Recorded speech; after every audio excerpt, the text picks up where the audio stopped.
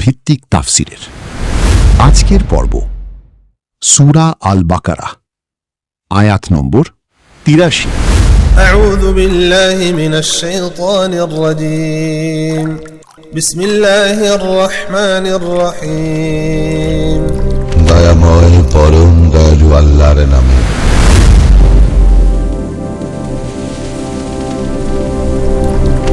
আসসালামু আলাইকুম ওয়া রাহমাতুল্লাহি ওয়া বারাকাতুহু। আপনার উপর শান্তি, আল্লাহর রহমত ও তার বরকত বর্ষিত হোক। আলহামদুলিল্লাহ। আয়াত ভিত্তিক তাফসিরের ধারাবাহিক পর্বে সর্বপ্রথম আমরা মহান আল্লাহ তাআলার দরবারে শুকরিয়া আদায় করছি। এবার চলুন পবিত্র কুরআনের সূরা আল বাকারার ৮৩ নম্বর আয়াতটির তিলাওয়াত আগে শুনি। সূরা আল বাকারার ৮৩ নম্বর আয়াতটি অত্যন্ত দীর্ঘ এবং গুরুত্বপূর্ণ। এই আয়াতে আল্লাহ তাআলা বনী ইসরাইলদের ইহুদিদের সেই আদি ও চিরন্তন অঙ্গীকারের কথা মনে করিয়ে দিয়েছেন, যা তিনি তাওরাত কিতাবে তাদের কাছ থেকে নিয়েছিলেন। এই অঙ্গীকারের শর্তগুলো শুধু তাদের জন্যই নয়, বরং ইসলামেরও মূল ভিত্তি। আয়াতটি শোনার পর আমরা এই আয়াতের তাফসির মনোযোগ দিয়ে শুনব ইনশাআল্লাহ।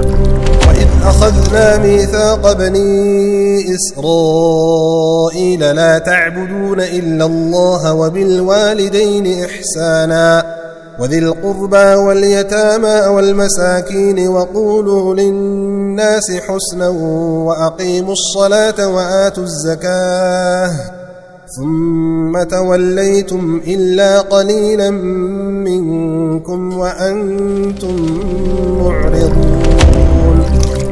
এই আয়াতের অর্থ বা অনুবাদ: আর স্মরণ করো যখন আমি বনী ইসরাইলের কাছ থেকে অঙ্গীকার নিয়েছিলাম যে তোমরা আল্লাহ ছাড়া কারো ইবাদত করবে না, পিতামাতার সঙ্গে সদ্ব্যবহার করবে, আত্মীয় স্বজন, এতিম ও অভাবগ্রস্তদের প্রতি সদাচরণ করবে, মানুষের সঙ্গে উত্তম কথা বলবে, সালাত প্রতিষ্ঠা করবে এবং জাকাত দেবে।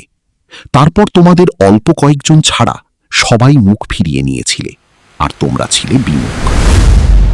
এখন আমরা সূরা আল বাকারা আয়াত নম্বর ৮৩ এর তাফসির গভীরভাবে বুঝি। এই আয়াতটি অত্যন্ত দীর্ঘ এবং গুরুত্বপূর্ণ। এই আয়াতে আল্লাহ তাআলা বনী ইসরাইলদের, ইহুদিদের সেই আদি ও চিরন্তন অঙ্গীকারের কথা মনে করিয়ে দিয়েছেন, যা তিনি তাওরাত কিতাবে তাদের কাছ থেকে নিয়েছিলেন। এই অঙ্গীকারের শর্তগুলো শুধু তাদের জন্যই নয়, বরং ইসলামেরও মূল ভিত্তি। এবার বিস্তারিত তাফসির শোনা যাক।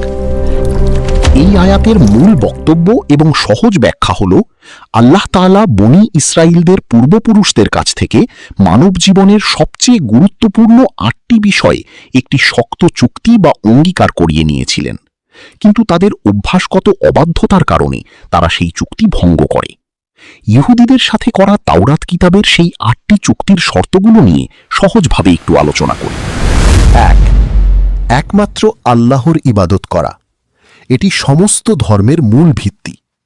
আল্লাহ ছাড়া আর কোনো মাবুদ নেই এবং কোনো অবস্থাতেই তার সাথে কাউকে শরীক বা অংশীদার করা যাবে না। ২. পিতামাতার সাথে ভালো ব্যবহার। আল্লাহর হকের পরেই মানুষের মধ্যে সবচেয়ে বড় হক বা অধিকার হল বাবা মার। তাদের সাথে সব সময় বিনম্র, ভক্তিমূলক ও সেবামূলক আচরণ করতে হবে। ৩. আত্মীয় স্বজনের হক আদায়। নিজের পরিবারের পাশাপাশি বংশের ও রক্তের সম্পর্কের আত্মীয়দের খোঁজ খবর নেওয়া এবং বিপদে আপদে তাদের পাশে দাঁড়ানো। ৪. এতিমদের প্রতি যত্নশীল হওয়া। সমাজে যাদের বাবা নেই সেই সব অসহায় শিশুদের প্রতি সহানুভূতিশীল হওয়া এবং তাদের অধিকার রক্ষা করা। ৫. মিসকিন বা অভাবী মানুষকে সাহায্য। যারা নিজেদের অভাবের কথা মুখে বলতে পারে না, এমন গরিব ও নিঃস্ব মানুষদের অন্ন, বস্ত্র ও মাথা গোঁজার ঠাঁই তৈরিতে সাহায্য করা। ৬. মানুষের সাথে সুন্দর কথা বলা। আল্লাহ কেবল মুসলমানদের সাথেই ভালো ব্যবহারের কথা বলেননি, বরং পৃথিবীর সব মানুষের সাথে সুন্দর, মিষ্টি ও নম্র ভাষায় কথা বলার নির্দেশ দিয়েছেন, চাই সে যে ধর্মেরই হোক না কেন। ৭. নামাজ কায়েম করা। আল্লাহর সাথে সম্পর্ক মজবুত রাখার জন্য নিয়মিত ও সঠিকভাবে নামাজ আদায় করা। ৮. যাকাত দেওয়া। সমাজের অর্থনৈতিক ভারসাম্য ঠিক রাখার জন্য ধনীদের সম্পদ থেকে নির্দিষ্ট অংশ গরিবদের দান করা। বনি ইসরায়েলদের আচরণ। আল্লাহ বলছেন, এত সুন্দর ও চমৎকার একটি চুক্তি করার পরও বনি ইসরায়েলদের অধিকাংশ লোক তা আমল করেনি। তাদের মধ্যে মাত্র অল্প কয়েকজন, যারা পরে ইসলাম গ্রহণ করেছিলেন, তারা বাদে বাকি সবাই চরম অবাধ্যতা দেখিয়ে এই চুক্তি থেকে মুখ ফিরিয়ে নিয়েছিল। এই আয়াতের মূল শিক্ষা হল, এই আয়াতটি আমাদের মুসলিমদের জীবনের জন্য একটি সম্পূর্ণ গাইডলাইন বা জীবন বিধান। যেমন ১. হক্কুল্লাহ ও হক্কুল ইবাদ। এই আয়াতে আল্লাহ তার নিজের হকের যেমন ইবাদত ও নামাজের পাশাপাশি বান্দার হকের যেমন বাবা মা, ইতিম, মিসকিন ও সাধারণ মানুষের সাথে ভালো আচরণ করার এক অপূর্ব সমন্বয় করেছেন। আল্লাহর ইবাদত করার পাশাপাশি মানুষের প্রতি দায়িত্ব পালন না করলে দিন পূর্ণাঙ্গ হয় না। ২. কথাবার্তায় শালীনতা। মানুষের সাথে সুন্দর কথা বলো। আল্লাহর এই আদেশটি আমাদের সামাজিক জীবনের জন্য অত্যন্ত জরুরি। আমাদের মুখ থেকে যেন কখনো কোনো মানুষের মন ভাঙার মতো বা অহংকারসূচক কথা বের না হয়। ৩. অবাধ্যতার পরিণতি। বনি ইসরায়েলরা আল্লাহর চুক্তি ভঙ্গ করে অভিশপ্ত হয়েছিল। আমাদের কুরআন ও সুন্নাহর মাধ্যমে যে দায়িত্ব দেওয়া হয়েছে তা যদি আমরা অবহেলা করি, তবে আমাদের পরিণতিও তাদের মতোই ভয়াবহ হতে পারে। আয়াত নম্বর ৮১ থেকে ৮৩ পর্যন্ত এই কয়েকটি আয়াতের চিত্র যদি আমরা দেখি, তাহলে দেখতে পাই, আয়াত নম্বর ৮১-তে জাহান্নামের অধিবাসীদের পরিচয় দেওয়া হয়েছে। আয়াত নম্বর ৮২-তে জান্নাতের অধিবাসীদের পরিচয় দেওয়া হয়েছে, যারা ঈমান আনে ও সৎকর্ম করে। এখন আয়াত নম্বর ৮৩-তে আল্লাহ বনি ইসরায়েলের ইতিহাস থেকে একটি বাস্তব উদাহরণ তুলে ধরছেন। তাদেরকে ঈমান ও সৎকর্মের জন্য স্পষ্ট নির্দেশনা দেওয়া হয়েছিল, কিন্তু তারা অধিকাংশই সেই অঙ্গীকার রক্ষা করেনি। এর মাধ্যমে বোঝানো হচ্ছে যে শুধু অঙ্গীকার করাই যথেষ্ট নয়, বরং তা বাস্তব জীবনে পালন করাও জরুরি। এই আয়াতের গুরুত্বপূর্ণ শিক্ষা হচ্ছে, তাওহীদ বা এক আল্লাহর ইবাদত সব শিক্ষার ভিত্তি। পিতামাতার প্রতি সদ্ব্যবহার ইসলামের অন্যতম গুরুত্বপূর্ণ নির্দেশ। আত্মীয়, এতিম ও গরিবদের হক আদায় করা ঈমানের অংশ। মানুষের সঙ্গে সুন্দরভাবে কথা বলা একটি ইবাদত। সালাত বা নামাজ ও যাকাত মুসলিম জীবনের মৌলিক স্তম্ভ। অঙ্গীকার ভঙ্গ করা আল্লাহর কাছে অপছন্দনীয়। এই আয়াত আমাদের শেখায় যে একজন মুমিনের জীবন শুধু নামাজ বা রোজার মধ্যে সীমাবদ্ধ নয়, তার ঈমানের প্রভাব পরিবার, আত্মীয়তা, সমাজ, ভাষা ও আচরণ সব জায়গায় দেখা যেতে হবে। যে ব্যক্তি আল্লাহর ইবাদত করে কিন্তু মানুষের হক নষ্ট করে, সে এই আয়াতের শিক্ষাকে পূর্ণভাবে বাস্তবায়ন করছে না। এই আয়াত থেকে আমরা নোটে রাখতে পারি, এই আয়াতে উল্লেখিত নির্দেশনাগুলো লক্ষ্য করলে দেখা যায়, প্রথমে এসেছে আল্লাহর হক, তারপর বান্দার হক।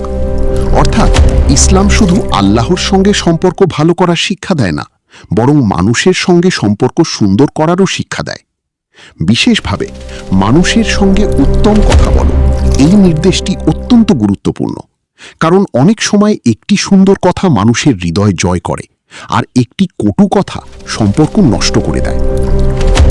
এখন আসুন এই আয়াতের সাথে মিলিয়ে নিজেকে একবার প্রশ্ন করি, আমার জীবনে আল্লাহর ইবাদত কতটা গুরুত্ব পায়? আমি কি আমার পিতামাতার সঙ্গে সদ্ব্যবহার করি? আত্মীয় স্বজন, এতিম ও দরিদ্রদের প্রতি আমার দায়িত্ব আমি কতটা পালন করছি? আমার কথাবার্তা কি মানুষের জন্য শান্তি ও কল্যাণের কারণ নাকি কষ্টের কারণ? আমি কি নিয়মিত নামাজ, সালাত আদায় ও যাকাতের হক আদায় করছি? একটি হৃদয়স্পর্শী ভাবনা হল, এই একটিমাত্র আয়াতে আল্লাহ মানুষের সঙ্গে সম্পর্ক ও আল্লাহর সঙ্গে সম্পর্ক উভয়ের সুন্দর সমন্বয় তুলে ধরেছেন। অনেকেই মনে করেন ধর্ম শুধু ইবাদতের বিষয়, কিন্তু এই আয়াত শেখায় প্রকৃত দিন হল আল্লাহর ইবাদত, পিতামাতার সেবা, মানুষের প্রতি দয়া, সুন্দর আচরণ এবং সমাজের প্রতি দায়িত্বশীলতা। যে ব্যক্তি এই গুণগুলো নিজের জীবনে ধারণ করে, সে সত্যিই কুরআনের শিক্ষাকে বাস্তবায়ন করছে। আল্লাহ তাআলা আমাদেরকে একনিষ্ঠভাবে তাঁর ইবাদত করার, পিতামাতার হক আদায় করার, মানুষের সঙ্গে উত্তম আচরণ করার এবং সলাত ও যাকাত যথাযথভাবে পালন করার তৌফিক দান করুন। আমিন। সম্মানিত ভাই, বোন ও বন্ধুগণ, এই তাফসির থেকে আমরা কি শিখলাম? কমেন্ট করে আপনার মতামত আমাদের জানাতে ভুলবেন না। সূরা আল বাকারার ৮৪ নম্বর আয়াতের তাফসির শোনার আমন্ত্রণ জানিয়ে ৮৩ নম্বর আয়াতের তাফসির এখানেই শেষ করছি। কোরআনের প্রতিটি আয়াতের তাফসির জানতে আমাদের পূর্ববর্তী ধারাবাহিক পর্বগুলো দেখুন এবং পরবর্তী পর্বগুলোর সাথেও যুক্ত থেকে নিয়মিত আয়াতভিত্তিক তাফসিরের সঙ্গেই থাকুন। মহান আল্লাহ তাআলা যেন আমাদের সবাইকে কোরআন বুঝে পড়া, তা থেকে শিক্ষা গ্রহণ করা এবং জীবনে বাস্তবায়নের তৌফিক দান করেন। আমিন। আমাদের পরবর্তী তাফসির সূরা আল বাকারা, আয়াত নম্বর ৮৪।